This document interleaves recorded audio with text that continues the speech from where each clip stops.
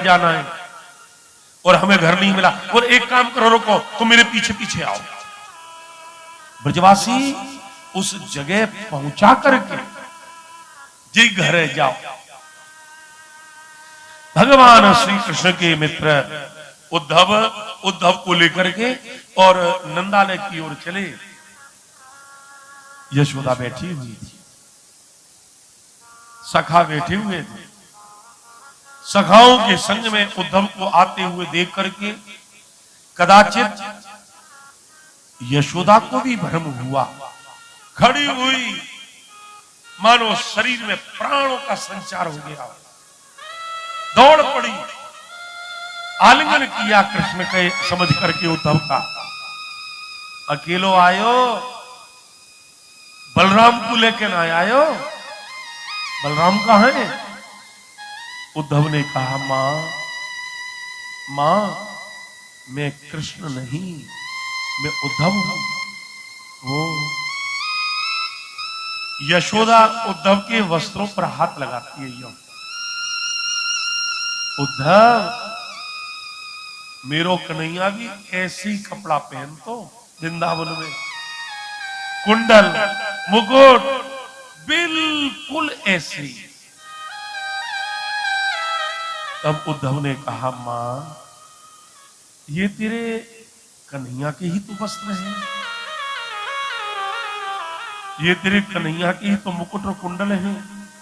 तब यशोदा को ये स्मरण हो आया, वृंदावन पे गयो तो इन्हीं पहन के गयो। हाँ, सच कह रही है, ये ही वस्त्र है। उद्धव ने हाथ पकड़ा और नंदालय के अंदर में ले जाकर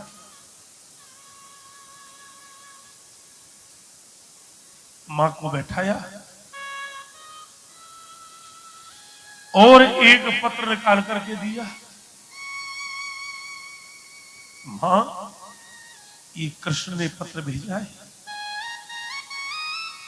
मैं पढ़कर सुना दूं? उद्धव ने इसलिए कहा, बूढ़ी मां है, आंखों से न देख पाए, न पढ़ पाए। यशोदा ने कहा, ना, मेरे लाला की चिट्ठी है, मैं पढ़ूंगी। और चिट्ठी खोली। कथा के अनुरागी सज्जन और देवियों, जिसकी शंका थी वही हो गया। यशोदा पत्र को न पढ़ सकती, कारण पूतरी तो चाहती ही अक्षरन को पढ़न, लेकिन यह हायरे निगोड़े नैन नीर सो भरे रहे।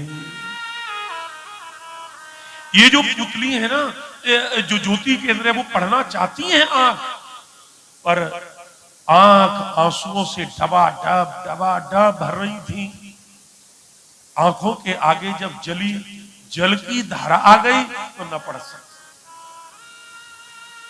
पर कमाल हो गया, पत्र में कागज में नाच उठी मूरत गोपाल की।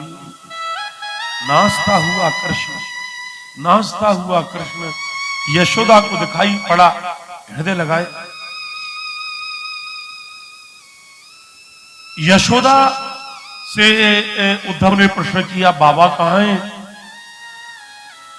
इशारा करके मना कर दिया, धीरे उद्धव, वो बैठे देख। नंद भवन के अंदर एक स्तंभ खंभ के सहारा लेकर के नंद बैठे हुए हैं, हाथ में माला है, बस केवल कृष्ण कृष्ण बस ये जपते रहते हैं। उद्धव रोते रोते आंखों की पुतली ने आंसुओं को देना भी बंद कर दिया है। दिन में ब्रजवासी बैठे रहते हैं, हम दोनों बूढ़े बुढ़ियाओं का दिन कट जाता है, पर जब रात होती है तब कृष्ण के पिता नंद उनको भूख उठती है तो वस्त्र को लेकर मुंह पर रख करके, क्यों यशोदा सुन न ले रही तो रोने लग जाए।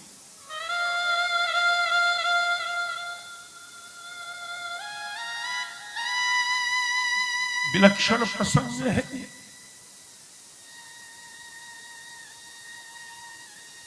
उद्धव ने मां को समझाया, मां तू बेकार रोती है, न माता न पिता तस्यो न भार्या न सुता दयो। उस कृष्ण की कोई मां नहीं है, कोई पिता नहीं है।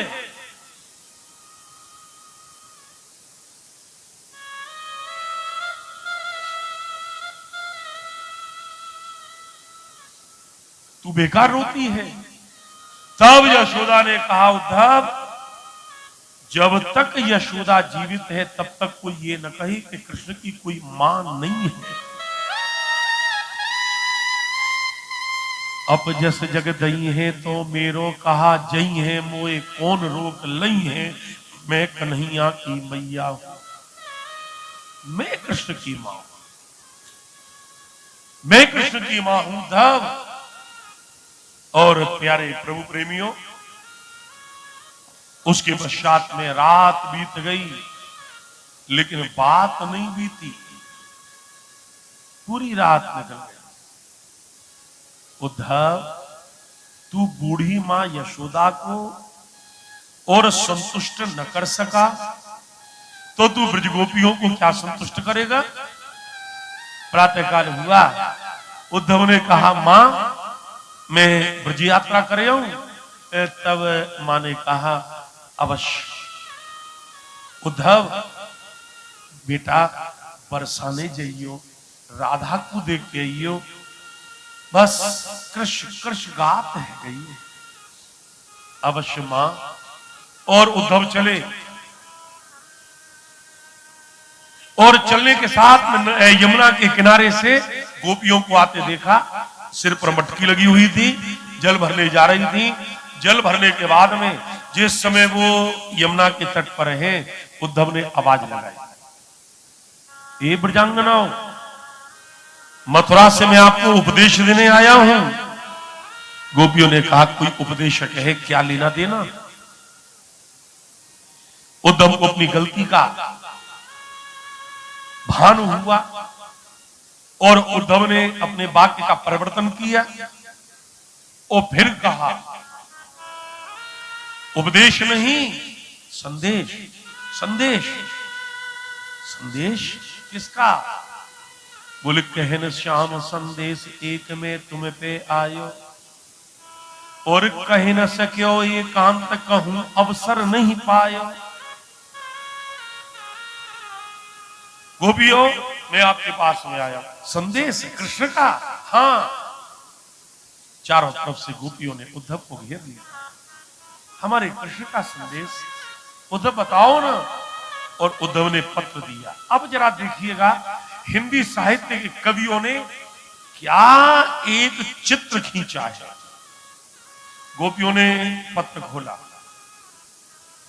जिस गोपी के हाथ में पत्र है वो पढ़ रही है, उसके आसपास हैं उनको भी चिट्ठी दिखाई पड़ रही है।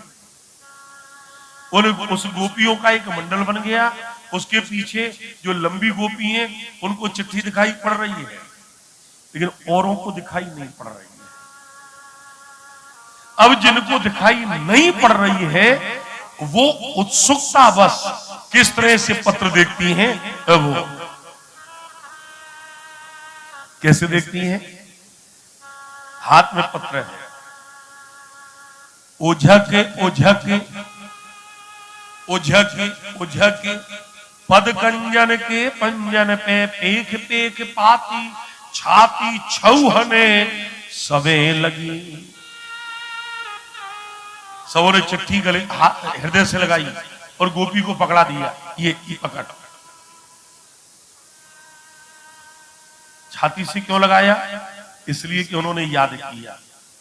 चाहती क्या हो, बोले चाहती ये है, हमको लिख्यो है कहा, हमको लिख्यो है कहा, हमको लिख्यो है कहा, कहन सवे लगी।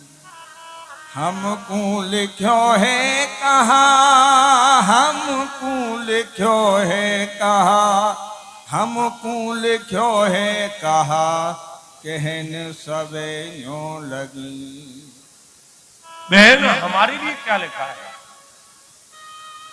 और उद्धव ने कहा गोपांगनाओं से, गोपियों मुझे श्री राधा के पास जाना है। हाँ हाँ चलो ना।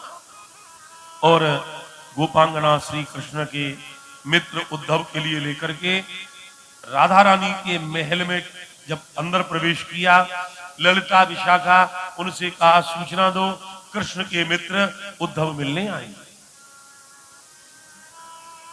राधा रानी को तो पहले से ही मालूम है।